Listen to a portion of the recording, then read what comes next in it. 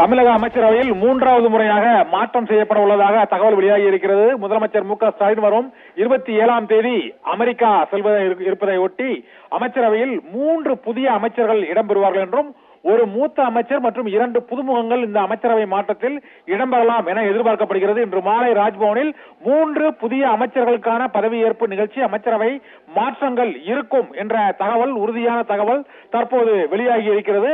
புதிதாக தமிழக அமைச்சரவையில் யார் சேர்க்கப்பட உள்ளனர், யார் நீக்கப்பட உள்ளனர் என்ற பரபரப்பும் தற்போது தமிழக அமைச்சரவையில் நிலவுகிறது. தமிழக முதலமைச்சர் மு.க.ஸ்டாலினின் அமைச்சரவையில் 34 அமைச்சர்கள் தற்போது இருக்கின்றனர்.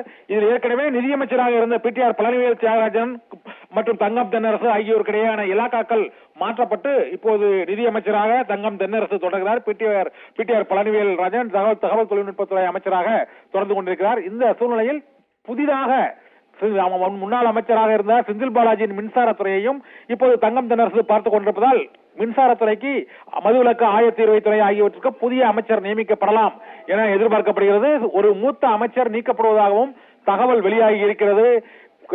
முதலமைச்சர் 17 நாட்கள் அமெரிக்க சுற்றுப்பயணத்தை மேற்கொள்ள இருப்பதால் துணை முதலமைச்சர் பதவி உதயநிதி ஸ்டாலினுக்கு இன்றே வழங்கப்படக்கூடுமா என்ற எதிர்பார்ப்பும் தமிழகம் முழுவதும் அதிகரித்திருக்கிறது.